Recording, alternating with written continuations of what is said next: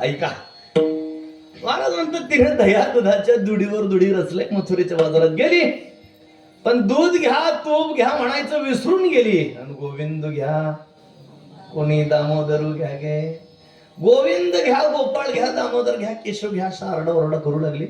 महाराजांना विचारलं, महाराज कोण होती तुकोबारांचा कोण होती, कुठली होती मला माहिती, कुठली होती मला माहित नाही.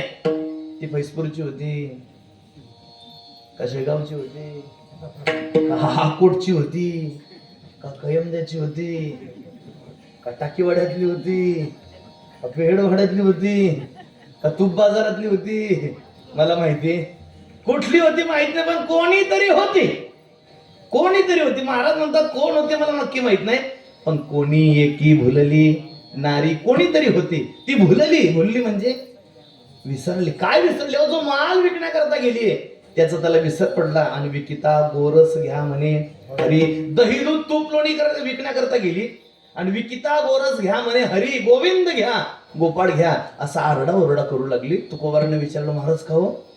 ती दही दूध तूप लोणी विकण्याकरता गेली होती आणि असं दुसऱ्याच मालाचा प्रचार का करू लागली? तुकोबारा त्याचं कारण सांगतात दुसऱ्या चरणात. देखीला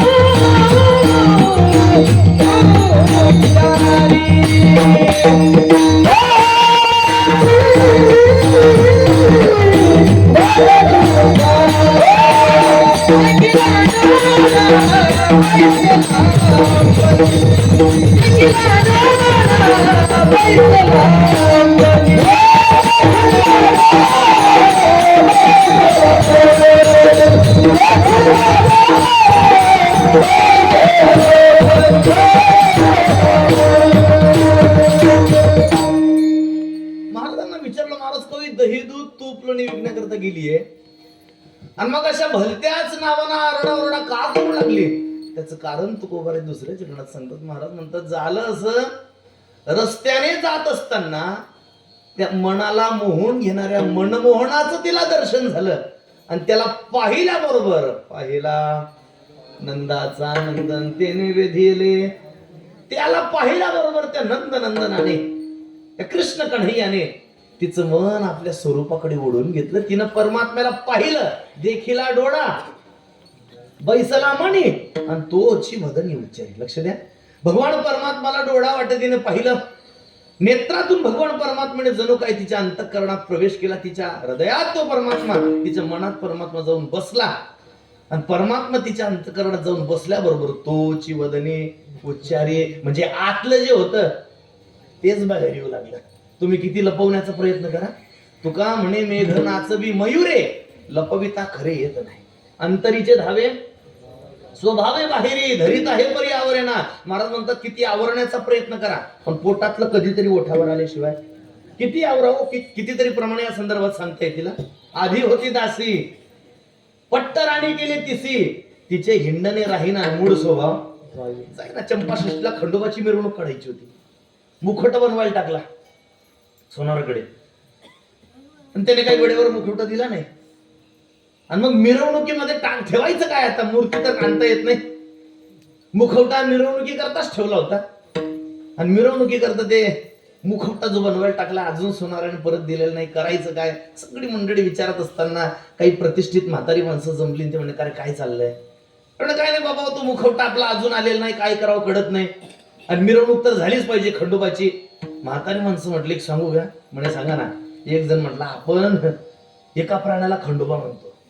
कोणाला? खंडोबा म्हणतो ना. म्हणे पहा एखादं चांगलं गुबगुबी कुत्र. त्यांनी पाहिलं, त्याला स्वच्छ केलं, बसवलं, हारवीर घातले, त्याला भंडारा वगैरे लावला, मिरवणूक निघाली.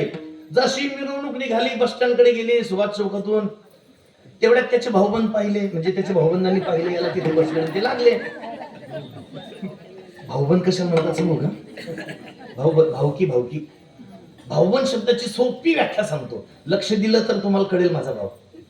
भाऊबंद कशाला म्हणतात? भाऊबंद तेव्हा जे नसले तर मरता येत नाही, आणि जे असले तर नीट जगता येत नाही, त्याचं नाव. जे नसले तर मरता येत नाही, घेऊन कोण जाईल? जे नसले की मरता येत नाही, बरं असले की नीट जगू देत नाही, काड्या करतात, त्याला भाऊबंद म्हणतात. आता ते त्याचे भाऊबंद त्याने पाहिले, आला तिथे बसलेलं, आणि ते लागले ना आरडाओरडा करायला. आता हा गप्प बसेल का?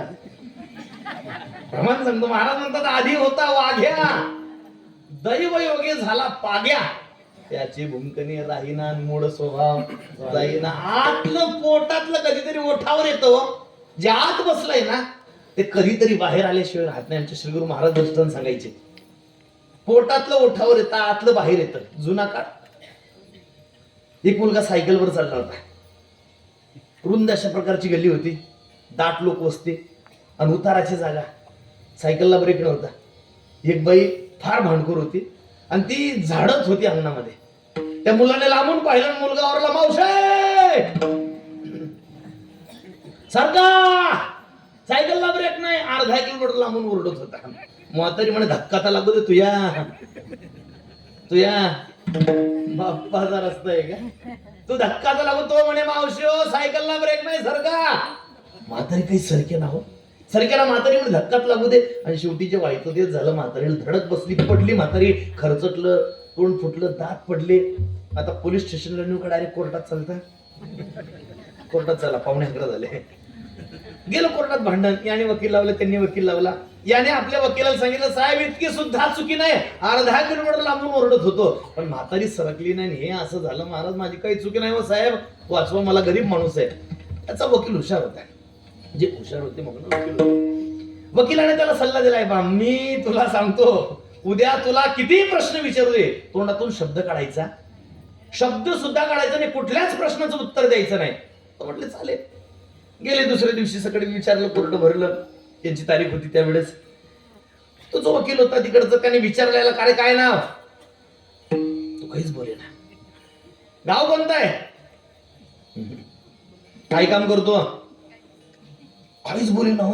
5-7 प्रश्न विचारले त्या वकिलाने, हा शब्द सुद्धा बोले ना. मग याचा वकील उठला, आणि याचा वकील उठून न्यायाधीशांना सांगतो, साहेब अहो काय बोलेल, तो बिचारा मुकाय, त्याला जन्मापासून बोलता येत नाही. ही म्हातारी कोर्टात होतीच ना. म्हातारी म्हटली, काय खोटं बोलता कोर्टात, तो अर्धा किलोमीटर लांबून बोंबलत होता, सरका. ज्यांना कळालं त्यांना धन्यवाद, बाकीचे महाप्रसादाशिवाय जाऊ नका.